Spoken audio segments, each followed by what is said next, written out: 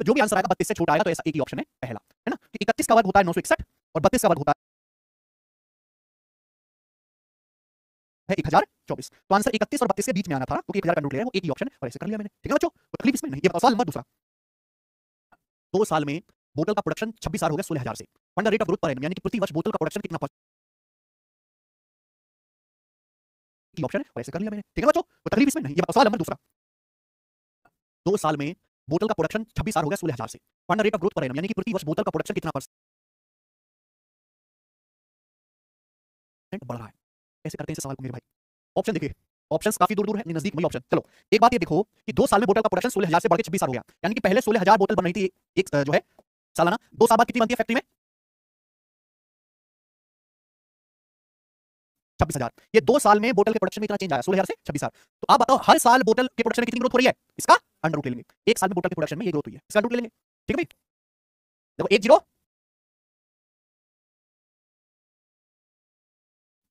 1600 का under root 40, 2600 का तो अंडर रूट होता ही नहीं, निकलेगा ही नहीं एग्जैक्ट। कैसे करिएगा? 50 का वर्ग 2500, 51 का वर्ग पता क्या होता है? 51 का वर्ग होता है 2601 और ये क्या है 2600, यानी कि इसका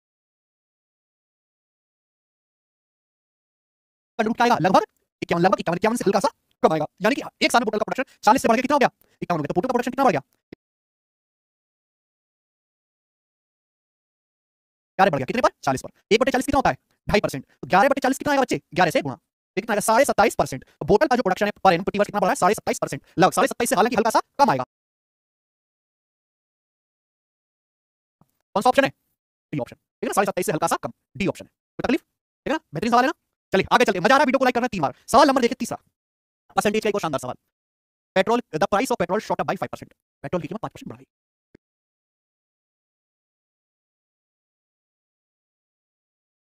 before the hike the price was 82 रुपए पर लीटर। कीमत बढ़ने से पहले पेट्रोल 82 रुपए लीटर मिल रहा था।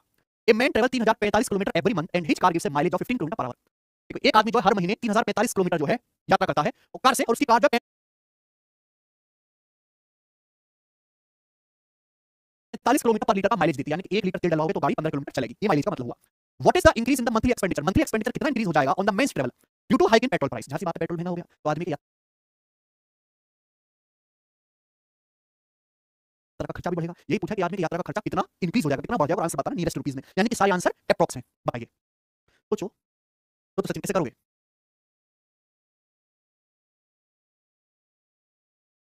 एक बात बताओ, अगर आदमी हर महीने 3045 किलोमीटर ट्रेवल करता है और गाड़ी में जो तेल डलवा रहा है उसका माइलेज है 15 किलोमीटर पर लीटर, यानी कि 1 लीटर तेल में कितनी गाड़ी चलती है? तो 3045 किलोमीटर अगर उसको जाना है तो कितने लीटर तेल डलवाना पड़ेगा महीने में? ऐड करेंगे 15 दूनी कीजिए 203 लीटर, यानी कि आदमी हर महीने 203 लीटर गाड़ी में तेल डलवाता है। ठीक बच्चे, अगर 203 लीटर तेल डलवाता है, 1 लीटर तेल 82 रुपए का है, यानी कि पेट्रोल पे खर्चा कितना हो रहा है?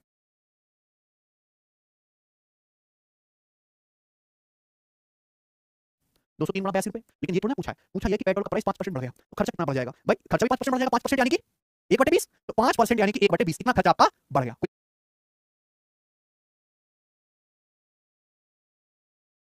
दिक्कत? ठीक है भाई, तो यहाँ से 20 से अगर इसको काटो तो कितना चला जाएगा? 4.1, और 203 का 4.1 गुना कितना आएगा? 203 चौका 812 और 20.3 यानी कि 832.3 रुपए। तो 832.3 रुपए उस बंदे का महीने का पेट्रोल पे खर्च बढ़ जाएगा, 832.3 यानी कि अप्रॉक्स 832 रुपए। ठीक है ना, कोई दिक्कत? बड़े सवाल है ना, बढ़िया नहीं, आसान है ना। चलो आगे चलो, ये बताओ, ये वो सवाल है जिन्हें पेपर में लगभग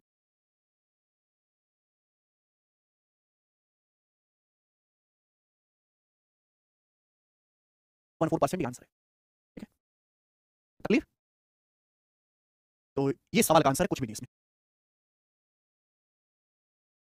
भी 2000 पर मंथ फॉर मेंटेनेंस। ठीक है, what should be the monthly rent की चार्जेस? मंथली रेंट कितना चार्ज करना चाहिए? एक आदमी ने 8 लाख का फ्लैट खरीदा,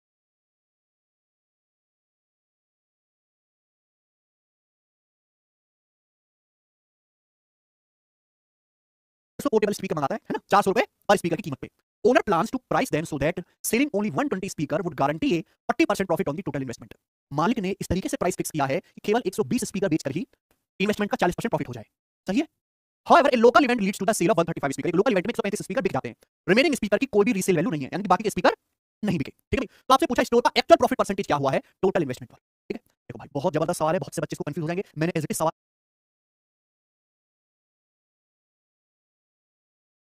बैच में पढ़ाया हुआ है प्रॉफिट लॉस की तीसरी शीट में। इसकी कोई जरूरत नहीं है भाई। उसने इलेक्ट्रॉनिक स्टोर वाले ने कितने स्पीकर खरीदे? 150 स्पीकर। 150 स्पीकर खरीदने पे उसका इन्वेस्टमेंट हुआ मान लो 100%। कुल खर्चा कितना आया है? 100% उसका खर्चा आया है।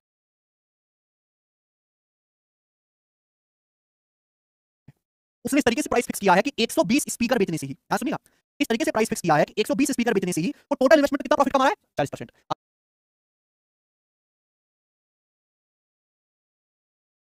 अगर 100% पे 40% प्रॉफिट कमा रहा है तो 120 स्पीकर कितने में बेच दिए? 140% बेच दिए। अब एक लोकल इवेंट हुआ मेरे प्यारे भाई, ठीक है जी, और 135 स्पीकर बिक जाते हैं। 120 बिके हैं 140% में। तो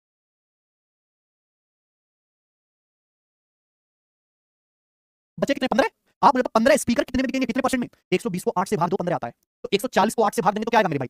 35/2 17%। 140 को 8 से भाग देंगे कितना आएगा? साढ़े 17.5%। को डाउट? मैंने दोनों तरफ से भाग दे दिया।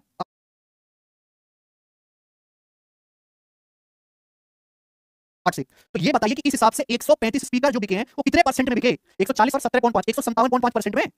बोलो 157.5% में सेल हो गए। 100% के कॉस्ट का सामान 157.5% में सेल हो गया। 57.5% एक्स्ट्रा बिका। जो 57.5% एक्स्ट्रा बिका वही आपका प्रॉफिट है। बताइए, विदाउट, है ना बढ़िया सवाल? जितना बढ़िया सवाल है उतना ही बढ़िया इसका करने का तरीका भी है। आइए अगला सवाल ले लेते हैं, सवाल number 7। Clothing store sold 3 dresses D1 D2 and D3 whose selling price was in the ratio 5 6 7। एक कपड़े की दुकान 3 ड्रेस D1 D2 D3 बेचती है जिनका बिक्री मूल्य 5 से 7 के अनुपात में। D1 पे 20% प्रॉफिट हुआ, D2 पे 10% लॉस हुआ, D3 पे 30% का प्रॉफिट हुआ। तो आपसे पूछा है एंटायर सेल पे, पूरी इस बिक्री पे एप्रोक्सीमेट टोटल प्रॉफिट या लॉस परसेंटेज क्या है? समझ में आ गया? चलो ध्यान से सुनना मेरे भाई, बहुत जबरदस्त सवाल है। ये क्या है? एक कपड़े की दुकान में 3 ड्रेस बिक रही है D1 D2 और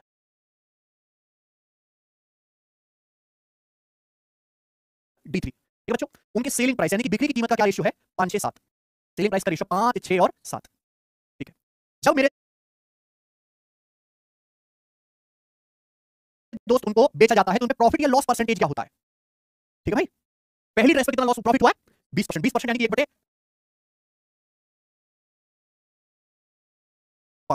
दूसरी ड्रेस पे कितना है? 10% लॉस। 10% की वैल्यू 1/10। तीसरी ड्रेस पे कितना प्रॉफिट है? 30%। 30% यानी कि 3/10। अगर इस सवाल में सेलिंग प्राइस की बजाय कॉस्ट प्राइस का रेशियो होता तो ये सवाल बहुत आसान हो जाता। होता कि नहीं हो जाता? ये सवाल 10% बच्चे भी नहीं कर पाए पेपर में। ठीक है, 10% भी डेटा है हमारे पास, क्योंकि यहाँ सीपी होता तो सीधा डेविएशन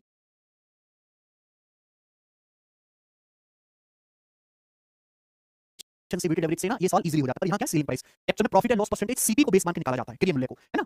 अब यहाँ पे हमें सीपी पता ही नहीं है, इतना तो कंफर्म समझ में आ रहा है कि यहाँ प्रॉफिट ही होगा, क्योंकि तो प्रॉफिट ज्यादा है ना, 20% प्रॉफिट है, 30% प्रॉफिट है, लॉस कम है। तो देख के समझ आ रहा है कि प्रॉफिट दो ड्रेस पे हो रहा है, ज्यादा प्रॉफिट हो रहा है, लॉस कम है एक पे, तो होना तो प्रॉफिट ही है, लेकिन मेरे भाई लॉस तो होगा ही नहीं। और आंसर ये रहे मेरे प्यारे, इन दोनों में से ही एक आंसर, इतना मैं कर सकता हूं, पर ये आंसर भी काफी नजदीक में है। ठीक है, आप बताओ क्या आप यहाँ से एक ड्रेस का सीपी नहीं निकाल सकते? निकल जाएगा भाई। पहली ड्रेस का 20% प्रॉफिट होता है 1/5। आपने ड्रेस बेची कितनी है? 5 में। अगर कॉस्ट प्राइस 5 है, 5 पे का प्रॉफिट हो तो बिकी कितने में? तो यहाँ से सीपी कितना आ जाएगा? निकालेंगे तो दिक्कत भाई, सीपी 5 है, 5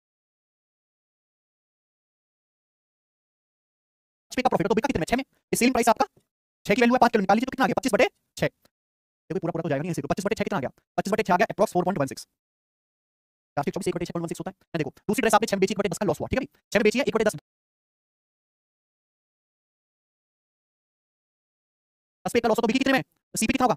यानी कि 60/60/9 यानी कि 20/3 यानी कि 6 पॉइंट सीपी आ गया। दूसरी ड्रेस आप तीसरी ड्रेस आपने बेची 7 में, प्रॉफिट कितना हुआ? 30%, 3/10, 10 पे 3 का प्रॉफिट, 10 पे 3 का प्रॉफिट तो बिकी कितने में? 13 यूनिट की वैल्यू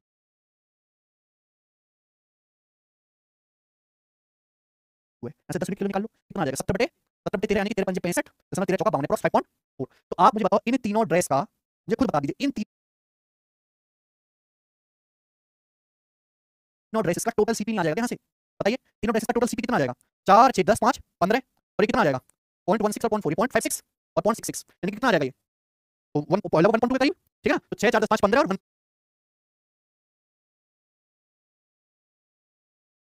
1.2 यानी कि लगभग 16.2 आ गया। मैंने बहुत ज्यादा चीज थोड़ा अप्रॉक्स 16.2 तीनों का टोटल सीपी आ गया। और बिकी कितने में है? 5 6 11 और 7 18 में की है। कोई तकलीफ? यानी कि 16.2 की तीनों ड्रेस 18 में की, प्रॉफिट हुआ? प्रॉफिट हुआ? कितने का प्रॉफिट हुआ यहाँ पे? 1.8 का प्रॉफिट हुआ। कितने के सीपी पर? 16.2 के सीपी पर। हालांकि लगभग 18 में 162 कट रहा है अप्रॉक्स। 1/9 यानी कि 11 पॉइंट, यानी कि जो भी आंसर आएगा 11% के नजदीक आएगा, यानी कि आंसर क्या होना चाहिए? सी ऑप्शन वाला आंसर नहीं होगा। ठीक है, तो अगर आप यहाँ पे एग्जैक्ट कैलकुलेशन करने लग जाते, ठीक है ना, पागल हो जाते, तो यहाँ पे यही मेरे हिसाब से बेहतरीन तरीका कि आप इनके सीपी की अप्रॉक्स वैल्यू निकालो। ठीक है ना बच्चों? और आपका प्रॉफिट परसेंटेज तीनों ड्रेस पे आ जाएगा। बढ़िया सवाल है, जबरदस्त सवाल है, ऐसे कई सारे सवाल आए हैं, ठीक है। ये सवाल सबसे कम बच्चों ने ठीक किया पेपर में। आ जाओ अगला सवाल लेते हैं, सवाल नंबर 8 करो। क्या सवाल है? Selling price of an item is increase by 25%, profit also increases from 20% to 30%, what is the percentage increase in cost price? एक लाइन का क्वेश्चन है लेकिन बेहतरीन है। अगर किसी वस्तु का सेलिंग प्राइस 25% बढ़ा दिया जाए तो प्रॉफिट भी उस पे 20% से बढ़ के 30% हो जाता है। कॉस्ट प्राइस कितना परसेंट इंक्रीज किया गया, यानी सीपी भी बढ़ा गया। ध्यान से सुनिएगा सब बच्चे। भाई प्रॉफिट पहले कितना था? 20%, अब कितना है? 30%। यहां लिख रहे हैं हम सीपी हो गया आपका, वस्तु पे कितना प्रॉफिट था? 30%। यानी कि अगर वस्तु का क्रय मूल्य 100 रुपए है तो सेलिंग प्राइस कितना है? 120। कोई तकलीफ इसमें नहीं। इसी वस्तु का सेलिंग प्राइस कितना बढ़ा दिया? 25%। सेलिंग प्राइस है 120, 120 को 25% बढ़ाओगे तो कितना हो जाएगा? 120 का 25% 140 140 हो गया ना, 160 हो जाएगा। कोई प्रॉब्लम नहीं? 1/4 हो जाएगा ना, 30 150। कोई तकलीफ? तो सेलिंग प्राइस हो गया 150, प्रॉफिट भी 20% से बढ़ के कितना हो गया? 30% हो गया। कॉस्ट प्राइस में कितने परसेंट की वृद्धि होगी? हमने कॉस्ट प्राइस भी बदल दिया है। इस नए कॉस्ट प्राइस पर आपको कितना प्रॉफिट हो रहा है? 30% का। 30% का प्रॉफिट हो रहा है और आप सामान 150 रुपए में बेच रहे हो, तो यहां से सीपी निकल जाएगा वस्तु का। 150 रुपए में बेचने पर आपको 30% का प्रॉफिट होगा, तो 130% की वैल्यू है। यहां से 100% की वैल्यू निकाल लेंगे, क्या आएगा? 1500 बटे 13। ये पूरा नहीं जाएगा तो 1500 को अगर 13 से भाग करेंगे तो कितना आ जाएगा मेरे भाई? 100 तो चला जाएगा, 200 बटे 13 आएगा। 200 बटे 13 यानी कि 115 जाएगा, ठीक है ना। और बच जाएगा आपका 5 बटे 13 यानी कि 115.4 के करीब आएगा, ठीक है भाई। पहले 1300 को 13 से भाग किया 100 आया, फिर 200 को 13 से भाग करना है तो 195 13 से भाग हो जाएगा 15 बाद बचा 5 बटे 13, 5 बटे 13.4। ऐसे दिमाग लगाया करो, ठीक है भाई। यानी कि सीपी अगर पहले 100 था तो 100 से कितना हो गया? 115.4। आप रेशियो भी ले सकते थे यहाँ पर, यानी कि कितना बढ़ गया क्रय मूल्य? लगभग 15.4% बढ़ गया है। और ये सवाल का आंसर भी हो जाएगा अप्रॉक्स यहाँ पे डी ऑप्शन, ठीक है ना। डेटा इजी है तो मैं इसी सवाल को घुमा सकते, कुछ भी प्रॉब्लम नहीं है सवाल में, ठीक है। आसान है पर बढ़िया लैंग्वेज का सवाल है। आगे सवाल नंबर आपके सामने यहाँ पर 9, प्रॉफिट और डिस्काउंट का 9 सवाल। मजा आ रहा है ना करने में? ऐसे मजा लेते रहिए भैया। आ जाओ। एक फ्रूट सेलर 3 वैरायटी खरीदता है मैंगो की। First variety is bought at 4 rupee 10। First variety जो उसने खरीदी है एट 4 रुपी 10, इस बात का मतलब समझ रहे हैं? एट 4 रुपी, ये रेट बताया कि पहली वैरायटी में 4 आम 10 रुपए के मिल रहे हैं। 4 आम 10 रुपए के, 8 आम 20 रुपए के, 12 आम 30 रुपए के, तो भाव बताएगा हर 4 आम 10 रुपए के। सेकंड वैरायटी खरीदी है एट 5 4 रुपी 12। थर्ड वैरायटी खरीदी है at 2 4 rupee 5। He mixes them in the ratio 2:3:1, वो 2-3 के अनुपात में मिलाता है और मिलाने के बाद सेल करता है एट 3 4 रुपी 7, ठीक है ना। किस रेट से बेचता है? 3 मैंगो 7 रुपए के रेट से बेचता है। उसका एप्रोक्सीमेट गेन या लॉस परसेंटेज क्या है? यही है, 2-3 के रेशियो में मिला रहा है ना। 3 वैरायटी के आम है, ध्यान से सुनिएगा मेरे भाई। फर्स्ट, सेकंड और थर्ड, सब बच्चे ध्यान सुनिएगा, ठीक है। अगर पहली वैरायटी के 4 आम 10 रुपए के हैं तो 2 आम कितने के हो जाएंगे फिर? 5 रुपए के। इसमें कोई डाउट है क्या? कई सारे तरीके सोचने के, सोचना चाहो। सेकंड वैरायटी के कितने मैंगो मिलाए हैं? 3। सेकंड वैरायटी के 5 मैंगो अगर 12 रुपए के हैं तो एक मैंगो कितने का? 12/5 यानी कि 2.4 रुपए का। नमस्ते हमारे एसएससी की तैयारी करने वाले प्यारे प्यारे एसएससी चेयरमैन साहब, यहां पे यही मेरे हिसाब मिक्सेस देम इन द, कितने के हो जाएंगे फिर? 5 रुपए के। इसमें कोई डाउट है क्या? कई सारे तरीके सोचने के, जैसे सोचना चाहो। सेकंड वैरायटी के कितने मैंगो मिलाए हैं? 3। सेकंड वैरायटी के 5 मैंगो अगर 12 रुपए के हैं तो एक मैंगो कितने का? 12/5 यानी कि 2.4 रुपए का। मेरे भाई 3 मैंगो कितने के हो जाएंगे? 3 से गुणा 7.2 रुपए के। कोई डाउट इसमें? तीसरी वैरायटी के 2 आम 5 रुपए के, तो एक आम कितने का हो जाएगा? 2.5 रुपए का। तो कुल मिला के तीनों वैरायटी के कितने आम हो गए? 2 3 5 1 6। तीनों वैरायटी के 6 आम कितने के हो गए ये बताइए आप लोग। जोड़ देंगे सिंपल सा, 5 2 7 2 9 5 14.7 के, है भाई? कोई डाउट इसमें? 14.7 के। अब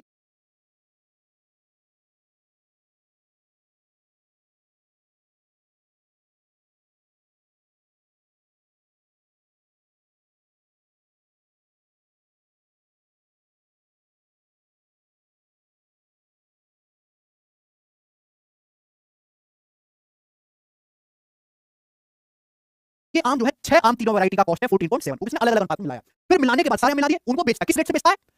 3 आम 4 रुपए। अगर 3 आम 7 रुपए के बेच रहा है तो मुझे बताइए कि 6 आम कितने के बेचेगा? 14 रुपए के। क्योंकि 6 आम खरीदे, 6 आम मिलाए तो बेचेंगे भी हम 6 आम। 3 आम अगर 7 के बेच रहा है तो 6 आम कितने के बेचेगा? 14 रुपए के। यानी कि अल्टीमेटली हुआ क्या सच्ची नहीं बताओ? 14.7 के आम उसने 14 में बेच दिए, तो उसको क्या हुआ है? प्रॉफिट तो हुआ ही नहीं है, ठीक है भाई। लॉस ही लॉस हुआ है। कितना लॉस हुआ है? परसेंटेज निकालना, डेसिमल हटा और जीरो। इसे चला गए 7 से कटा दो, 21 बार और ये 20 बार, 21 से 20 यानी कि लॉस हो गया आपको 1/21, जो आता है अप्रॉक्स 4.76%, ठीक है ना। 1/20 5% होता है, 1/21 5% से कम आएगा, जो बी ऑप्शन है, ठीक है ना। सवाल चलिए आगे चलते हैं। ये बताइए सवाल number 10। A juice vendor mixes water with pure orange juice. एक जूस सेलर है वो प्योर ऑरेंज जूस में पानी मिलाता है। He sell the mixture at cost price of pure orange juice. फिर मिलाने के बाद मिक्सचर को प्योर ऑरेंज जूस के कॉस्ट प्राइस पर बेचता है। कहता है भाई साहब मैं कुछ नहीं कमा रहा, जो मेरा प्योर जूस की लागत है प्योर ऑरेंज जूस उसी दाम पे आपको बेच रहा हूँ, लेकिन उसको क्या होता है 20% का प्रॉफिट होता है। तो आपसे पूछा वाटर से प्योर ऑरेंज जूस का क्या रेशियो है मिक्सचर में? उसको 20% का प्रॉफिट हुआ, मेरे में 20% का प्रॉफिट यानी कि 1/5।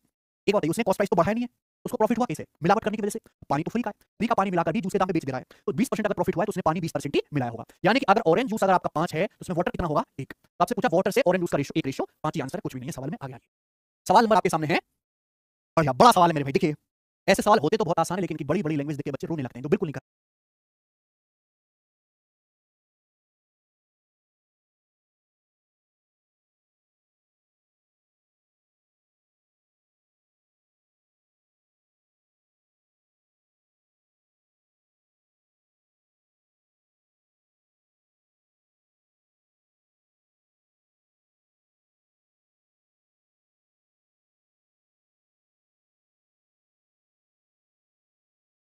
पेपर में, ध्यान से पढ़ो।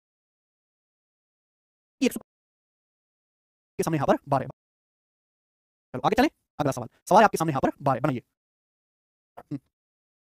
बढ़िया, देख लो सवाल, बढ़ के सवाल है आपके कते में सोचना कि सवाल एक ही बार आया, ये सवाल कई बार पेपर में आया है बदल के। एक सॉफ्टवेयर कंपनी ने, कितना है ये, 40 लाख है, 40 लाख की कुल लागत पर एक नए एप्लीकेशन के लिए 800 लाइसेंस विकसित किए। सॉफ्टवेयर कंपनी ने 800 लाइसेंस बनाए हैं नई एप्लीकेशन के लिए, टोटल 40 लाख की कॉस्ट में। They provide 50 licence free to their top beta testers, अपने टॉप 50 बीटा टेस्टर्स को लाइसेंस फ्री देते हैं, यानी कि बचे 750। For the remaining licence they offered a 15% discount on the market price of 6000 पर लाइसेंस। उसने एक लाइसेंस की कीमत कितनी रखी है, 6000 रुपए, और 6000 रुपए पर वो 15% का डिस्काउंट भी दे रहे हैं। एडिशनली वो 1 लाइसेंस फ्री देते हैं हर 9 लाइसेंस के खरीदने पर, ठीक है भाई। कोई भी अगर आदमी एवरी 9 लाइसेंस बॉट, हर 9 लाइसेंस पर वो क्या करते हैं, एक लाइसेंस फ्री देते हैं। अगर 800 लाइसेंस डिस्ट्रीब्यूट किए जाते हैं तो कंपनी का ओवरऑल गेन या लॉस परसेंटेज क्या है बताइए। प्रत्येक 9 लाइसेंस के लिए एक को वो फ्री देते हैं, तो 2 डिस्काउंट लगे यहाँ पर, ठीक है भाई। एक बताइए, आपको लाभ या हानि प्रतिशत निकालना है। कंपनी ने जो इन्वेस्ट करके जो एक सॉफ्टवेयर बनाया है, कितना खर्चा आया उसमें, 40 लाख का खर्चा आया, ये हो गया भाई आपका कॉस्ट, ठीक है। जब बेचने की बारी आती है तो 800 में से केवल 50 तो फ्री में बांट दिए, यानी कि बचे 750 ही वो लाइसेंस देगी। एक लाइसेंस कितने का है, यानी कि इतने के लाइसेंस बेचे जाएंगे, 40 लाख का खर्चा आया, ये हो गया भाई आपका कॉस्ट, ठीक है। जब बेचने की बारी आती है तो 800 में से केवल 50 तो फ्री में बांट दिए, यानी कि बचे 750 ही वो लाइसेंस देगी। एक लाइसेंस कितने का है, यानी कि इतने के लाइसेंस बेचे जाएंगे। लेकिन बच्चों इसमें 15% का क्या है, 15% की फ्रैक्शन वैल्यू कितनी होती है, 3/20। 20 पे 3 का डिस्काउंट है तो 20 का सामान 17 में हो गया, ठीक है। उसके बाद हर 9 लाइसेंस के लिए एक लाइसेंस फ्री दिया जाता है, यानी कि टोटल कितना है, 9 और 1 10, 10 पर एक फ्री है तो डिस्काउंट कितना है, 10%, 1/10, 1/10 डिस्काउंट है तो 10 का सामान 9 में, इतने में बेचा। 40 लाख के लाइसेंस टोटल इतने में बिके हैं, कोई तकलीफ इसमें। तो लाभ या हानि प्रतिशत क्या हुआ इसका, रेशियो ले लेंगे। तो 20 200, 200 से 6000 कितनी बार चला जाएगा, 30 बार। अब यहाँ पे 2 जीरो से अपन लोग 2 जीरो काट लेंगे, ठीक है। 25 से और काट लेंगे भैया, 25 चौका और 25 तिया 75, तो 400 चौका कितना आ जाएगा, 1600 आ गया। 1600 रेशियो कितना आ गया, 3 तिया 9, 9 नाम 81, 81 गुणा 17, तो 17 136, 1360 और 17 1370, तो अल्टीमेटली 1600 का सामान बिका कितने में, 1300। यानी कि क्या हुआ है, ये आपका लॉस हुआ है, प्रॉफिट तो हुआ ही नहीं है। क्या हुआ आपको, लॉस वाला तो एक ही ऑप्शन है, यानी कि आंसर आ जाएगा, ठीक है ना। ठीक है नहीं, लॉस वाला एक ही ऑप्शन है, बात करने की जरूरत है सवाल में। सवाल तो हल्का ही है, बस लिखने का तरीका इसका थोड़ा सा भयानक है, ठीक है। और आपको घबराना नहीं बिल्कुल भी, आ जाइए अगला सवाल लीजिएगा। सवाल नंबर आपके सामने 13 बनाते चलते हैं। A high end watch is initially marked up by 50% above its cost price. महंगी घड़ी की कीमत शुरू में उसकी लागत से 50% अधिक है। डूरिंग ए सेल 20% और डिस्काउंट ऑफर किया जाता है मार्क प्राइस पर। एक स्पेशल कस्टमर को एडिशनल 5% डिस्काउंट दिया जाता है, bringing the final selling price to 4320, जिससे उसका फाइनल सेलिंग पे कितना,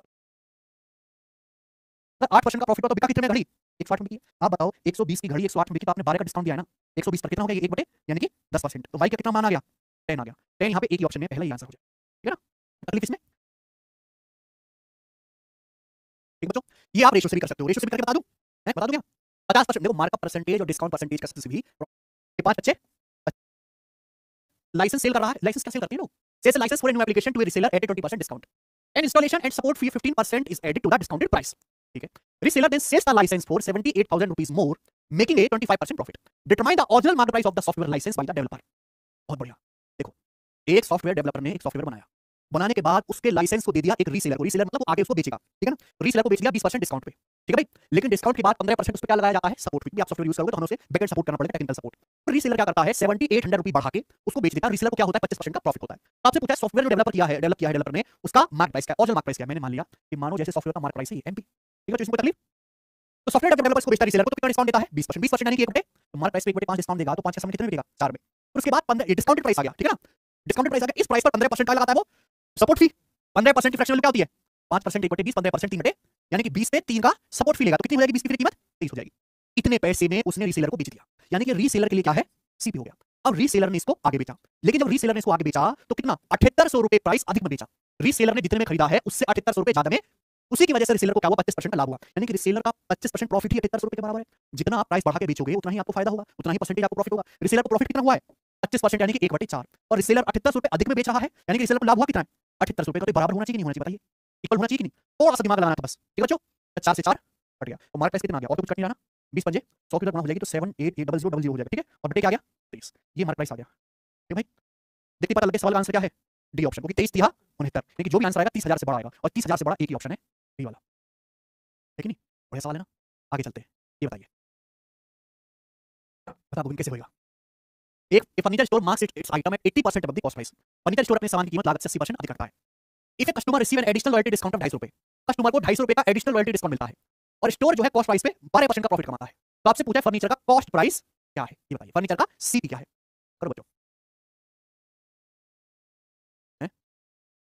बस ये सवाल कुछ भी नहीं है, ठीक है। आप चाहें तो सवाल को 100 मान के भी कर सकते हो, सक्सेस के फॉर्मूले से भी कर सकते हो। हर चीज यहाँ पे आपसे क्या पूछा, लागत मूल्य पूछा है, ठीक है भाई। ध्यान सुनिएगा, एक फर्नीचर स्टोर लागत मूल्य से 80% अधिक तरंकित करता है, यानी कि 80% क्या किया, मार्कअप ठीक है भाई, लागत मूल्य से 80% अधिक उसने मार्क प्राइस रखा है और वो 30% का क्या देता है, डिस्काउंट देता है, तो प्रॉफिट कितना होना चाहिए, 80 और -30 का सक्सेसिव 100 मान के भी कर सकते हो, पर मैं एक सवाल बता देता हूं सक्सेसिव से 80% मार्कअप किया, उसके बाद अंकित मूल्य पे 30% का डिस्काउंट दिया, तो प्रॉफिट कितना होगा, 80 और -30 का सक्सेसिव, 80 -30 -80 गुणा 30 बटे 100, ये आ जाएगा, कोई तकलीफ इसमें, ये कितना आ जाएगा भाई, 50 26%, तो 26% प्रॉफिट होना चाहिए, बोलो हाँ, कितना प्रॉफिट होना चाहिए, 26% प्रॉफिट होना चाहिए, लेकिन हुआ क्या, 30% डिस्काउंट देने के बाद भी रुका नहीं है वो, उसने ग्राहक को 250 रुपए का एक्स्ट्रा डिस्काउंट और दिया, रॉयल्टी डिस्काउंट दे रहा है 250 रुपए का, जिसकी वजह से केवल कितना प्रॉफिट हुआ, 12%, होना चाहिए था 26% प्रॉफिट, लेकिन एक्चुअली में उसे केवल 12% ही प्रॉफिट, 14% प्रॉफिट कम हुआ, यही बात है, क्यों कम हुआ है 14%, क्योंकि उसने 250 रुपए की छूट और दे दी, यानी कि 14% ही 250 रुपए के बराबर है, बोलो कोई प्रॉब्लम, आपसे क्या पूछा है, लागत मूल्य यानी कि क्रिया मूल्य, 100% की वैल्यू आपसे पूछी है, बस इतना सा सवाल है, कोई तकलीफ, 14% के लिए 250 है, 100% के लिए पूछिए, ऑप्शन बहुत दूर दूर है, मैं करूंगा हवाबाजी में, बहुत बढ़िया सचिन, ये सही सोचा, 14 सत्ते 98, यानी कि 7 से थोड़ा सा ज्यादा है, तो 250 का 7 गुना कितना, 1750, यानी कि आंसर 1750 से हल्का सा ज्यादा है, कौन सा ऑप्शन है, पहला ऑप्शन, ठीक है। अगला सवाल करेंगे भाई, सवाल नंबर 16, और ये प्रॉफिट लॉस डिस्काउंट का आखिरी बढ़िया सवाल है, wholesaler buys a batch of ceiling fans at 50% markup over the factory's base cost C, एक होलसेलर ने सीलिंग फैन खरीदे छक्के पंखे, जो फैक्ट्री का कॉस्ट प्राइस है सी, उससे 50% मार्कअप पे, 50% ज्यादा प्राइस पे, ही देन अलाउज 20% सीलिंग फैन खरीदता है, 50% का मतलब कि 5 पे 1 का डिस्काउंट दे दिया, 5 का सामान 4 में, यानी कि रिटेलर ने इस प्राइस में खरीद लिया, 10% फ्लैट डिस्काउंट देता है कस्टमर को, 10% यानी कि 1/10, 1/10 डिस्काउंट देगा रिटेलर, तो 10 का सामान कितने में बेचेगा, रिटेलर ने कस्टमर को कितने में सामान बेचा है, क्योंकि में ना कैलकुलेशन में लैंग्वेज को जरूर जो है लिखा गया है, ऐसे सवाल टीसीएस के टाइम पे भी आते थे, अब भी आ रहे हैं और बाद में भी आएंगे, ठीक है ना, और इस जितने भी सवाल हैं, ये वाला ये वाला ये वाला सारे सवाल सक्सेसिव के हैं, इस कॉन्सेप्ट पे आपकी कमांड होनी चाहिए, इसी के साथ प्रॉफिट लॉस डिस्काउंट के बढ़िया सवाल खत्म होते हैं, अगले चैप्टर की तरफ चलेंगे, सिंपल इंटरेस्ट के 4 शानदार सवाल हम करेंगे जो पेपर में पूछे गए, आ जाइए, सवाल नंबर आपके सामने यहां पर 17, ए बी और सी तीन धनराशि इस प्रकार हैं, B is the simple interest on A and C is the simple interest on B, all for the same time and the same rate of interest, which of the following is true, ये सवाल as it is हमने अपनी sheet में डाल रखा है, बस यहाँ एबीसी है, मैंने डाल रखा एक्स वाई जेड करके, ठीक है भाई, ध्यान सुनिएगा, रेट ऑफ इंटरेस्ट सेम है, रेट ऑफ इंटरेस्ट होता क्या मेरे भाई, रेट ऑफ इंटरेस्ट कैसे निकालते हैं आप, ब्याज कितना बटे प्रिंसिपल गुणा 100%, ठीक है भाई, ए बी सी तीन अमाउंट इस प्रकार हैं कि बी जो है वो ए पर इंटरेस्ट है, यानी कि ए रुपए पर कितना ब्याज है, बी ब्याज है, ये आ गया इंटरेस्ट आ गया, परसेंटेज में बदलना गुणा 100%, बिल्कुल इसी तरीके से C is the simple interest on B, B रुपए पर कितना ब्याज है, सी रुपए, बी रुपए पर सिंपल इंटरेस्ट कितना है, सी रुपए, ये आ गया, परसेंटेज बदलना तो गुणा 100%, क्योंकि रेट ऑफ इंटरेस्ट सेम है, टाइम भी सेम है मेरे भाई, तो आपका ब्याज सेम होना चाहिए, ये शुड बी इक्वल, इसको हम इक्वल कर दिया, ये बताइए क्रॉस मल्टीप्लाई करेंगे 20 का बराबर क्या आ जाएगा, इसी, और ये सवाल का आंसर इस सवाल में कुछ भी नहीं था, ऑप्शन नंबर डी, आ जाओ, एक आदमी ने तीन अलग अलग स्कीम पीक्यूआर में डिफरेंट रेट से ना 7%, 9%, 11% पर एनम से रेस्पेक्टिवली से अमाउंट इन्वेस्ट किया, total interest accrued in 1 year was 2520 रुपए, एक साल में कितना ब्याज मिला है, 2520 रुपए, सवाल ये है amount invested in scheme R was 250% of the amount invested in scheme P, scheme R में जो अमाउंट इन्वेस्ट किया गया वो स्कीम पी का कितना है, 250% and 300% of the amount invested in scheme Q, scheme R में जो अमाउंट इन्वेस्ट किया गया वो स्कीम क्यू का 300% है, तो आपसे पूछा है स्कीम पी में कितना अमाउंट इन्वेस्ट किया गया है, मतलब सवाल में कुछ भी नहीं, बिल्कुल बेसिक सा सवाल है, तो तीन स्कीम है कौन कौन सी, पी क्यू में, अब भी आ रहे हैं और बाद में भी आएंगे, C is the simple interest on B, B रुपए पर कितना ब्याज है इन्वेस्ट किया गया वो स्कीम पी का कितना है, 250% and 300% of the amount invested in scheme Q, scheme R में जो अमाउंट इन्वेस्ट किया गया वो स्कीम क्यू का 300% है, तो आपसे पूछा है स्कीम पी में कितना अमाउंट इन्वेस्ट किया गया है, मतलब सवाल में कुछ भी नहीं, बिल्कुल बेसिक सा सवाल है, तो तीन स्कीम है कौन कौन सी, पी क्यू आर, हमने इनमें थोड़ा थोड़ा पैसा इन्वेस्ट किया, ये बात है, आप बोलोगे हाँ जी सर क्या क्या अमाउंट इन्वेस्ट किया है, अगर आप सवाल को ढंग से पढ़ोगे तो ये लिखा हुआ है amount invested in scheme R was 250% of amount invested in scheme P, R में जो है पी से 250% इन्वेस्ट किया, 250% कितना होता है 5/2, 10% बटे 2 250% 5/2, तो इस स्कीम आर में पी का 250% इन्वेस्ट किया गया, यानी कि पी में 2 इन्वेस्ट किया गया तो आर में 5 इन्वेस्ट किया गया, कोई तकलीफ इसमें नहीं, 300% of the amount invested in scheme Q, ये दोनों ही बातें स्कीम आर के बारे में बोली गई है कि स्कीम आर में जो पैसा इन्वेस्ट किया गया वो पी का 250% है और क्यू का 300% है, 300% की फ्रैक्शन वैल्यू 3, यानी कि क्यू में अगर 1 इन्वेस्ट किया गया स्कीम आर में कितना इन्वेस्ट किया गया है, बोलो, तो प्यारे भाई ये तो गलत बात है ना, दोनों रेशियो को बैलेंस करना पड़ेगा, यहाँ 5 है यहाँ 3 है, आर में 5 है 3 ऐसे कैसे हो सकता है कि एक मोहल्ले में आर में 5 इन्वेस्ट करेंगे उसमें 3 तो 5 3 को सेव करेंगे 15 15, ऊपर किससे गुणा करेंगे और नीचे किससे गुणा करेंगे 5 से, ऊपर 3 से गुणा करेंगे तो 3 दूनी 6, 3 पंजे ये हो जाएगा 6 और 15, नीचे 5 से गुणा करेंगे कितना हो जाएगा 5 एकम 5 5 दिया, यानी कि क्यू में कितना आ जाएगा 5, तो ये तीनों स्कीम में पी क्यू आर में इन्वेस्टमेंट का रेशियो आ गया 6 5 और 15, अब आप खुद बताओ पी में जो पैसा इन्वेस्ट किया उसमें ब्याज कितना है 7%, क्यू में 9%, आर में 11% पर एनम, आपको एक साल में कुल ब्याज दिया हुआ है, देखो परसेंटेज निकालना आसान हो जाएगा अगर आप दो दो जीरो चुका लो, है कि नहीं, मान लो पी में 600 इन्वेस्ट किया है, क्यू में 500 इन्वेस्ट किया है, आर में 1500 इन्वेस्ट किया, कोई तकलीफ डाउट इसमें, तो स्कीम पी में कितना ब्याज है 7%, 600 का 7% कितना आ जाएगा 42, स्कीम क्यू में कितना ब्याज है एक साल में 9%, 500 का 9% कितना आ जाएगा 45, स्कीम आर में कितना ब्याज है 1500 का 11%, 1500 का 11% कितना आएगा 15 गुणा 11 165, बोलो अब मुझे तीनों स्कीम से मिलाकर एक साल में कितना ब्याज मिला जोड़ लेंगे, नहीं ये कितना आ जाएगा 2020 अच्छा हाँ बिल्कुल 252 आ गया टोटल जोड़ के, ठीक है, यानी कि तीनों स्कीम से मिलाकर एक साल में कितना ब्याज मिला, सवाल के अनुसार एक साल में कितना ब्याज मिला है 2520 रुपए, तो 252 की वैल्यू ही 2520 रुपए है जो कि कितना 10 गुना 10 टाइम्स है, तो पूछा स्कीम क्यू में कितना पैसा इन्वेस्ट किया, पी में पूछा ना कितना पैसा इन्वेस्ट किया 600, तो 600 का 10 गुना कितना आ जाएगा 6000, हालांकि वैसे भी कर सकते हो कि 6 में 3 आ रहा है तो 3 का मल्टीपल आना चाहिए था, वो क्या है केवल एक ऑप्शन है, वैसे भी कर सकते थे, ठीक है ना, आसान सवाल है, कोई तकलीफ है सवाल में, चलिए आगे चलते हैं, अगला लीजिएगा, बहुत बड़ा सवाल है, सवाल नंबर 19, देखो सवाल देखो, सवाल का लेवल देखो, सवाल की लेंथ देखो, है कि नहीं गोविंद, कंप्यूटर स्क्रीन पर देख के बच्चा डर गया होगा, Aman needed 30,000 for startup and split the sum between two private lenders under simple interest terms. Lender A charge 9% per annum simple interest, lender B charge 6% per annum simple interest. अमन को अपना एक स्टार्टअप करना है, 30,000 रुपए की जरूरत है, पैसा है नहीं उसके पास, तो प्राइवेट उधार देने वाले के पास चला गया, ए से और बी से पैसा उधार ले लिया, दोनों 9% और 6% का सिंपल इंटरेस्ट उसे चार्ज कर रहे हैं. अमन kept both loan exactly 4 years and then made a single lump sum payment that settled only the accumulated interest which came to 9600 rupees. अमन ने जो पैसा है 4 साल के लोन पे लिया है, 4 साल बाद लंप सम उसने 9600 रुपए मेरे प्यारे भाई इंटरेस्ट के रूप में चुकाए हैं. After preparing his books of account, जब हमने अपनी बुक्स ऑफ अकाउंट चेक करा था, Aman discovered that he interchange the principal amount taken. पागल बनाने की कोशिश करी गई है. अगर आपने अच्छे से सिंपल इंटरेस्ट पढ़ा है, परसेंटेज ब्रेक मेथड पढ़ा है, या आप एलिगेशन भी जानते हो, तो आप देखते ही समझ जाओगे कि इस लाइन का जो है इस सवाल में उतना ही यूज है जितना हम इंसानों का इस धरती पे कोई यूज नहीं है. ठीक है मेरे भाई, ये बिल्कुल आपको कंफ्यूज करने के लिए दिया है, कोई जरूरत नहीं भाई. एक आदमी अमन है, बेचारा मेरी तरह गरीब है, छोटा सा स्टार्टअप लगाना चाहता है, मूंगफली का ठेला. अब उससे प्यारे बच्चों 30,000 रुपए की जरूरत है, तो दो जो है उधारी देने वाले से 30,000 रुपए ले आया, यानी कि ए और बी दोनों से मिलाकर कितना लोन लिया है, 30,000 रुपए सिंपल इंटरेस्ट पर लिया है. ए कितना ब्याज लेगा उससे 9%, बी कितना ब्याज लेगा उससे 6%. पैसा उसने उधार लिया कितने साल के लिए, 4 साल में कितना इंटरेस्ट जमा हो गया जो उसने चुकाया 9600 रुपए. अगर 4 साल में 9600 रुपए इंटरेस्ट चुकाया है तो 1 साल में कितना इंटरेस्ट चुकाएगा 2400 रुपए. अगर 4 साल में 9600 रुपए ब्याज लौटाया है तो हर 1 साल में कितना सिंपल इंटरेस्ट चुका रहा है फिर 2400 रुपए. पूछा है ए से कितना पैसा उधार लिया 9% ब्याज की दर पे, तो यहां ब्याज की दर 6% है, यहां 9% है, तो कैसे 9% को ब्रेक करके बच्चों लिख नहीं सकते क्या? इस 9% को ब्रेक करके आप 6% प्लस 3% नहीं लिख सकते है गोविंद, लिख सकते हैं. अब आप खुद बताओ, ए से भी 6, ए को भी 6% ब्याज लौटाना है, बी को भी 6% ब्याज लौटाना है, तो कुल मिला के पूरी उधारी पर 6% तो ब्याज लौटाना ही नहीं लौटाना है. ए को भी 6% ब्याज लौटाना है, बी को भी, तो कुल मिला के 30,000 रुपए जो उधार लिया है उसका 1 साल में 6% ब्याज लौटाओगे, 30 साल का 6% कितना होता है 1800, यानी कि 1800 रुपए आपको 1 साल में ब्याज लौटाना पड़ेगा. लेकिन आपने ब्याज लौटाया कितना है 2400 रुपए, तो आपने 600 रुपए ब्याज एक्स्ट्रा दिया है ना, 600 रुपए ब्याज एक्स्ट्रा दिया. व्हाई दिस एक्स्ट्रा ब्याज गिवन, एक्स्ट्रा ब्याज क्यों दिया है कि आपको ए को 1 साल में 3% ब्याज ज्यादा लौटाना है, आपको ए को 1 साल में 3% ब्याज ज्यादा लौटाना है, यानी कि ए का 3% ही 600 के बराबर है, तो ए का 1% कितना है 200 के, तो ए से जो आपने पैसा उधार लिया है उसका 100% कितना है 20,000 रुपए. तो सवाल का आंसर क्या है बच्चों 20,000. ऑप्शन नंबर क्या है यहां से बताइए. था तो जरूरी नहीं कि कोई सवाल आपको देखने में बड़ा लग रहा है, टफ लग रहा है, वो वाकई में लंबा हो, मुश्किल हो, टफ हो. इस सवाल को एलिगेशन से भी किया जा सकता था. आगे चलेंगे, सवाल नंबर आपके सामने आ गया भाई 20. बताइए, if sum becomes 2.5 times of itself in 5 years under simple interest, in how many years will it become 5 times itself at same rate? ब्याज दर सेम है. सिंपल इंटरेस्ट सिंपल होता है, कोई दिक्कत नहीं. सिंपल इंटरेस्ट पर कोई धनराशि 5 साल में 2.5 गुना हो जाता है. 2.5 गुना हो जाता है, इसका मतलब आप समझ रहे हैं, 1 रुपए इन्वेस्ट किया 2.5 रुपए बन गया, 1 रुपए इन्वेस्ट किया 2.5 रुपए बन गया, तो आपको ब्याज कितना मिला 1.5 रुपए. आपको 1.5 रुपए ब्याज मिला कितने साल में 5 साल में. सवाल है सेम इसी रेट से कितने साल में पैसा 5 गुना हो जाएगा. 5 गुना का मतलब समझते 1 रुपए 5 रुपए बन गए, 1 रुपए 5 रुपए बन गए, तो आपको ब्याज कितना मिला 4 रुपए. 4 रुपए ब्याज कितने साल में मिलेगा, इतना सवाल है. ठीक है भाई, 1.5 रुपए ब्याज 5 साल में, तो 1 रुपए ब्याज कितने साल में 5 बटा 4 रुपए ब्याज कितने साल में भैया 4 से मल्टीप्लाई. ये सवाल का आंसर हो जाएगा. ठीक है, डेसिमल से 0, 200/15 5 से काटेंगे मेरे भाई, यानी कि 40/4. 4 रुपए ब्याज कितने साल में भैया 4 से मल्टीप्लाई. ये सवाल का आंसर 4 रुपए ब्याज कितने साल में मिलेगा, इतना सवाल है. ठीक है भाई, 1.5 रुपए ब्याज 5 साल में, तो 1 रुपए ब्याज कितने साल में 5 बटा 4 रुपए ब्याज कितने साल में भैया 4 से मल्टीप्लाई. ये सवाल का आंसर हो जाएगा. ठीक है, डेसिमल से 0, 200/15 5 से काटेंगे मेरे भाई, यानी कि 40/3 साल लगेगा. 13 या 39 40, तो 13 से ही कोटे 3 साल. इस सवाल का आंसर ऑप्शन नंबर बी. आगे चलते हैं भैया, खत्म हो गए सिंपल इंटरेस्ट के शानदार सवाल. ठीक, मुश्किल नहीं थे. अब हम करेंगे कंपाउंड इंटरेस्ट के बेहतरीन 5 सवाल जो आपके पेपर में पूछे गए हैं. आ जाओ, 21वां सवाल है कंपाउंड इंटरेस्ट का करना. A vendor lent 74,000 rupees at a rate of 12% per annum compound interest per annum compounded annually.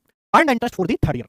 भाई एक जो है इस वेंडर ने 74,000 को उधार दिया 12% के कंपाउंड इंटरेस्ट पर. 3 साल का नहीं बताना, तीसरे साल का कंपाउंड इंटरेस्ट बताना. तीसरे साल का भाई, एक वो मेथड है कि आप पूरा ट्री बना लो. ट्री में पहले साल का, दूसरे साल का, तीसरे साल का सब पैसा खुला दिखता है. तीसरे साल का निकाल लीजिए, पर वो लंबा तरीका है. एक तरीका ये भी है मेरे भाई, लेकिन वो इजी डाटा पे ठीक रहता है. भाई वेंडर ने कितना पैसा उधार दिया 74,000 को उधार दिया है, ब्याज की दर कितनी है 12%. 12% की फ्रैक्शन वैल्यू कितनी है 3/25. आपको क्या करना है बच्चों, तीसरे साल का कंपाउंड इंटरेस्ट निकालना है. भाई कंपाउंड इंटरेस्ट में खास बात है कि जो आज अमाउंट है वो आगे के लिए प्रिंसिपल होगा. तो आप बताओ कि 2 साल बाद अमाउंट क्या हो जाएगा. 2 साल बाद अमाउंट बताओ. अगर ब्याज की दर 3/25 है तो 1 साल बाद अमाउंट क्या हो जाएगा, 25 में 3 ब्याज हो जाएगा 28, 28/25 गुना, कोई डाउट. फिर 1 साल बाद अमाउंट क्या हो जाएगा, फिर से 28/25 गुना. ये ना हर साल 28/25 गुना होता जाएगा, 12% बढ़ता जाएगा. ये क्या गया, ये 2 साल बाद अमाउंट आ गया. जो 2 साल बाद अमाउंट है वो थर्ड ईयर के लिए क्या है प्रिंसिपल है, यानी कि थर्ड ईयर में केवल इसी पैसे पर ब्याज मिलेगा. और इसका कितना ब्याज मिलेगा थर्ड ईयर में 12%. 12% की फ्रैक्शन वैल्यू क्या है बच्चों 3/25. तो थर्ड ईयर में इस पैसे पर ब्याज मिलेगा. ये आपका थर्ड ईयर का कंपाउंड इंटरेस्ट आ गया. थर्ड ईयर का ब्याज 2 साल बाद अमाउंट निकालो, थर्ड ईयर के लिए प्रिंसिपल है, उस प्रिंसिपल का 12% 3/25 आपको तीसरे साल ब्याज मिलेगा. ठीक है, एक और तरीका है जो बहुत स्मार्ट मेथड है आपको तीसरे साल का ब्याज निकालना, लेकिन बहुत कम बच्चे जानते हैं. बताओ, देखो 3 साल के लिए जब आप गोल्डन रेशियो बनाते हो क्या बनता है, 3 साल का गोल्डन रेशियो 3-3-1, और 2 साल का क्या होता है बच्चों 2-1.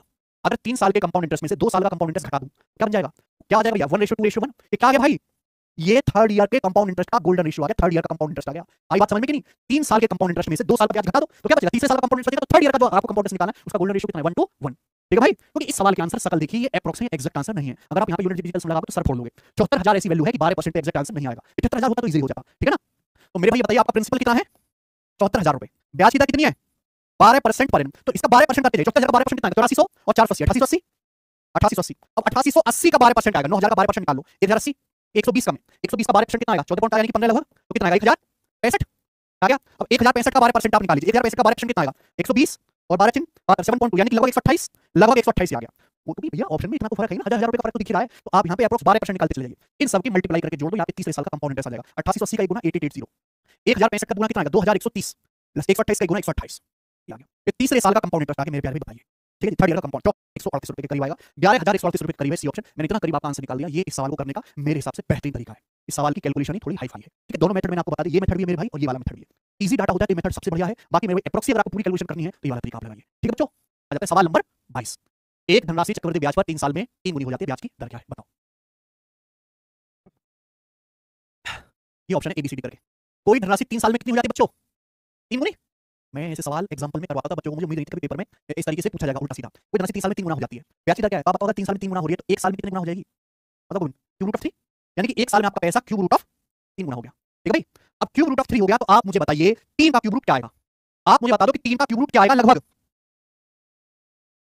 बताइए। अगर 3 साल में आपका पैसा 3 गुना हो गया है तो 1 साल में कितना हो गया? 2 क्यूब रूट ले लेंगे ना, दोनों से क्यूब रूट ऑफ 3, यानी कि 1 रुपए आप ऐसे समझो कि बट 1 साल में 1 रुपए कितने बन गए? क्यूब रूट ऑफ 3 बन गए। तो 1 रुपए अगर क्यूब रूट ऑफ 3 बन गए तो आपको ब्याज कितना मिला? क्यूब रूट ऑफ 3 माइनस 1, ये ब्याज मिला। क्लियर है? इतने रुपए पर 1 रुपए पर परसेंटेज में कितना? इनटू 100%, ये ब्याज की तरह आएगी। अगर आपसे सिंपल होता ना कि भैया यहाँ तो फिर भी आपसे डेसिमल वगैरह में पूछा है तो ये आ जाता है सवाल का आंसर रेट ऑफ इंटरेस्ट। ठीक है बच्चों, कोई तकलीफ इसमें? 3 साल में अगर 3 गुना हो रहा है तो 1 साल में क्यूब रूट ऑफ 3 गुना हो गया 1 पर। ठीक है, तो ब्याज कितना मिला? क्यूब रूट ऑफ 3 माइनस 1 पर परसेंटेज में 100%। अब क्यूब रूट ऑफ 3 कितना आएगा? तो आपको 3 का क्यूब रूट निकालना है। तो ऐसा करा करो कि 3 के आगे आप क्या कर लो? 3 जीरो बढ़ा लो, क्यूब रूट निकालना। अंडर रूट होता है 2 जीरो बढ़ा। ठीक है ना, 3000 आपने बताओ 3000 का क्यूब रूट क्या आएगा? बताओ 3000 का क्यूब रूट लगभग क्या आएगा? 15 का क्यूब 3375 है, 14 का क्यूब 2744, 15 का क्यूब 3375, 14 का क्यूब 2744, यानी कि 14 और 15 के बीच में आएगा, यानी कि लगभग 14.5। ठीक है, ये 3000 का क्यूब रूट है तो है हाँ, वो यार 3000 का क्यूब रूट। ठीक है ना, 14.5। लेकिन मैं 3 का निकाल लूं, क्या निकाल लूं? 3 का क्यूब रूट, तो यहाँ डेसिमल लगेगा ना, तो यहाँ भी डेसिमल 1.45 हो जाएगा। 3 का क्यूब निकालेंगे तो 1.45, 1.45 माइनस 1 यानी कि 0.45, 1.45 का 100 गुना यानी कि लगभग 45% के करीब। तो 45% के करीब है। ये ऑप्शन मैंने आपको बिना ऑप्शन की हेल्प से करके दिखाया है। ठीक है, वरना हम ऑप्शन की हेल्प यहाँ पे ले सकते हैं। ध्यान रखिएगा, cube root of 3, cube root of 3 कितना आएगा? लगभग आपका 1.45 के करीब आ जाएगा। ठीक है बच्चों, बेहतरीन सवाल है, इस तरीके से ही आपको पेपर में सोचना है। आगे चलो, कंपाउंड इंटरेस्ट पर एक धनराशि 2 साल में कितना? 6600 और 3 साल में 7920 हो जाती है। तो आपसे पूछा है ओरिजिनल प्रिंसिपल क्या है। ठीक है ना, ऑप्शन बहुत दूर है, देखो मैं सवाल को अप्रोक्सी कर लूंगा। अगर 2 साल में पैसा 6600 हो गया,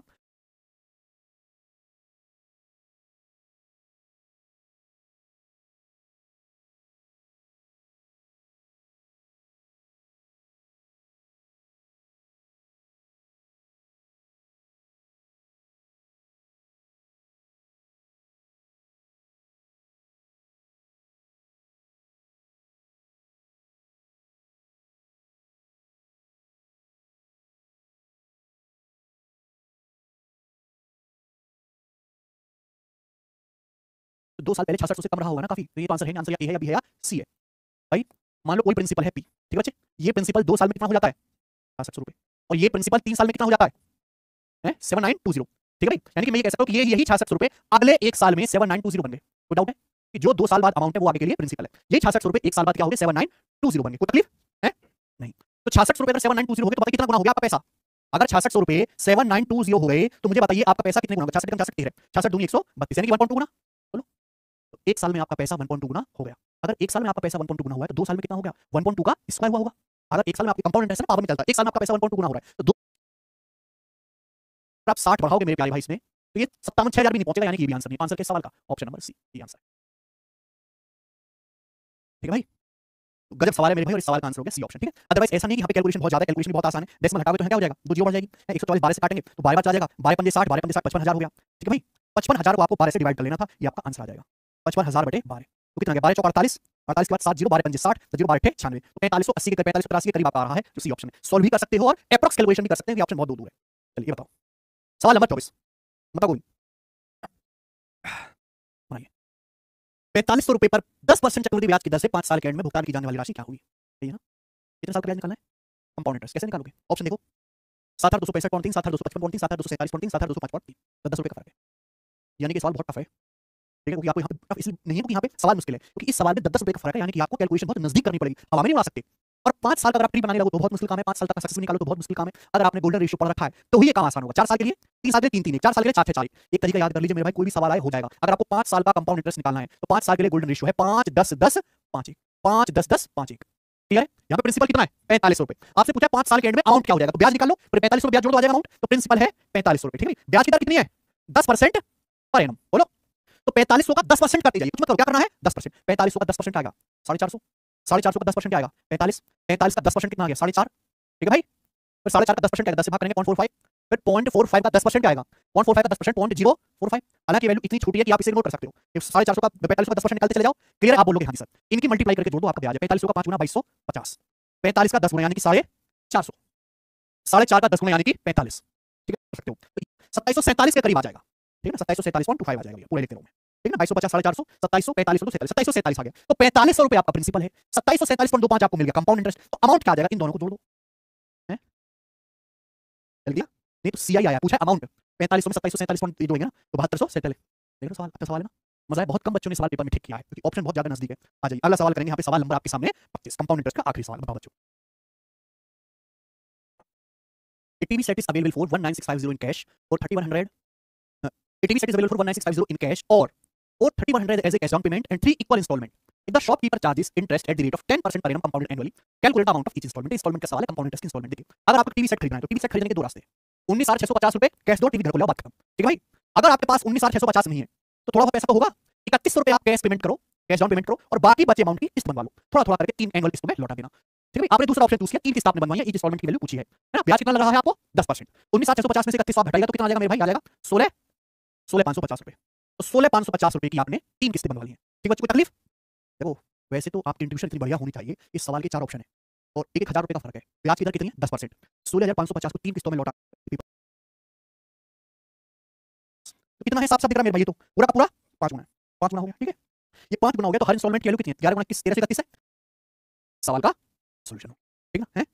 बिल्कुल आप इस सवाल को सीधा 11 का मल्टीपल भी चेक कर सकते हो कि यहाँ पे जो ये आंसर एग्जैक्ट है, ऐसा तो है नहीं 11 का मल्टीपल आएगा, दिमाग में सोच सकते हैं 10 से 11 है ना, तो ब्याज की दर 10% है तो इसके लिए 11 का मल्टीपल आएगी और वो भी सीधा ऑप्शन से आप डायरेक्ट चेक कर सकते हो बिना सॉल्व करे, ठीक है ना। लेकिन आपको पेपर में कोई भी नहीं करना, जो मैंने अप्रोक्स तरीका बताया वो सबसे बेस्ट है, ऑप्शन दूर दूर हो तो अप्रोक्स तरीका ही लगाइए, ठीक है भाई।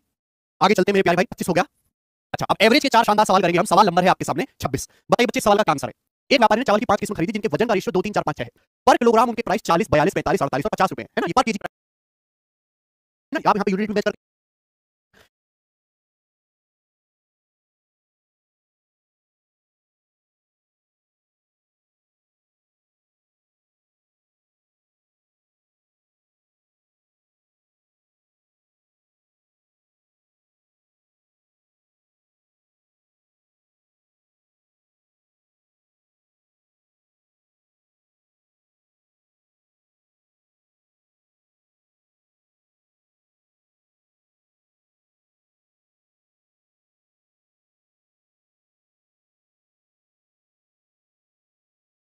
आप इसको वेटेड एवरेज से भी कर सकते हैं ना, आप यहाँ पे यूनिट में बेच करके देख सकते हैं और डेविएशन भी लगा सकते हैं। जैसे आप कुछ भी मान लो भैया कि माना एवरेज प्राइस है मिक्सर का 45 रुपए पर केजी है ना, लेकिन 45 से 40 तो 5 कम है, कितना चावल है 2 किलो, 2 पंजे 10, 45 से 42 कितना कम है 3 कम है, तो 3 तिया 9, ठीक है भाई। 45 से 45 जीरो कम है, 45 48 3 ज्यादा है, कितने किलो चावल का प्राइस 5 किलो, 3 पंजे 15, ठीक है भैया। 45 से 50 5 रुपए पर केजी ज्यादा है, कितने किलो चावल का 6 का 5 30, ये आ गया आपका डेविएशन, डेविएशन आ गया भैया, के कटेगा तो समय बटेगा, मैंने मिक्सर का प्राइस मान लिया था 45 रुपए पर केजी, टोटल चावल है कितना 2 3 5 4 9 9 5 14 20 20 में डिवाइड कर देंगे, ये आ जाएगा भैया, ठीक है जी। तो 15 माइनस 30 माइनस 4 26 हो जाएगा, 45 प्लस 26 बटे 20 26 बटे 20 यानी कि 1.3, इस सवाल का आंसर आएगा 46.3 रुपए पर केजी, डी ऑप्शन। तो कम से कम कैलकुलेशन में आप एग्जैक्ट आंसर निकाल सकते हो यहाँ पे, ठीक है। आ जाइए, 3 संख्याएं ऐसी हैं कि जब उनमें से किसी 2 का योग तीसरी संख्या के आधे में जोड़ा जाता है तो रिजल्ट 2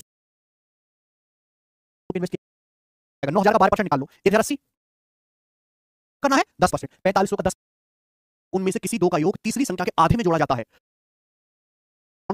इस सवाल का आंसर आएगा 46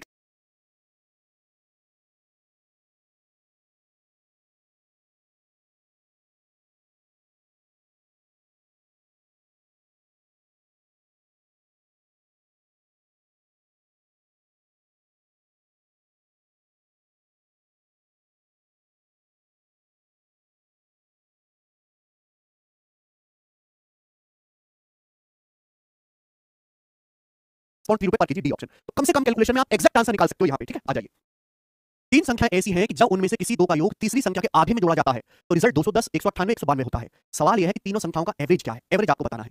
बहुत बेहतरीन सवाल है, इसकी डायरेक्ट ट्रिक भी बनती है पर पहले आपको बेसिक समझना चाहिए। भैया मान लो 3 संख्याएं हैं ए बी और सी, ये 3 संख्याएं, ये संख्याएं ऐसी हैं कि जब हम किन्हीं 2 संख्याओं के योग को, मान लो ए और बी के योग को तीसरी संख्या क्या बची सी के आधे में जोड़ते हैं तो जोड़ने पर कितना आता है 210 आता है, बात समझ रहे हैं। अब मैं 2 संख्या बी और सी लेता हूं, 2 संख्या बी और सी के योग को तीसरी संख्या क्या बची ए के आधा, इसमें जोड़ते हैं 198 आता है। अब 2 संख्या में सी और ए लेता हूं, इनके योग को तीसरी संख्या क्या बची बी के आधे में जोड़ता हूं तो जोड़ने पर क्या आता है 192 आता है, 192। आपसे पूछा तीनों संख्याओं का एवरेज क्या है, कुछ भी नहीं है, आप इन तीनों इक्वेशन को ऐड कर दो, आंसर आ गया। जब आप जोड़ोगे तो a plus a 2a plus a बटे 2 5 बटे 2 हो जाएगा, b plus b 2b plus b बटे 2 5 b बटे 2 हो जाएगा, यानी कि 5 बटे 2 5 बटे 2 5 बटे 2 आएगा मेरे, तो 5 बटे 2 कॉमन ब्रैकेट में a plus b plus c, ये हो गया। किसी बात को इसमें कोई डाउट है ना, a plus a 2a plus a बटे 2 5 बटे 2 ये हो जाएगा। इनको जोड़ोगे 198 192 कितना 390 390 और 210 कितना आ गया मेरे 600, ठीक है। तो 5 से 600 चला जाएगा आपका 120 बार 120 240, तो a प्लस b प्लस कितना आ गया मेरे 600, ठीक है। तो 5 से 600 चला जाएगा आपका 120 बार 120 240, तो a plus b plus c यानी कि तीनों संख्याओं का योग आ गया 240। लेकिन सवाल में पूछा इन तीनों संख्याओं का एवरेज, तीन संख्याओं का एवरेज क्या आएगा, इनको जोड़ के 3 से भाग कर दो तो 240 बटे 3 यानी कि 80 सवाल का आंसर है। ये आप मेंटली दिमाग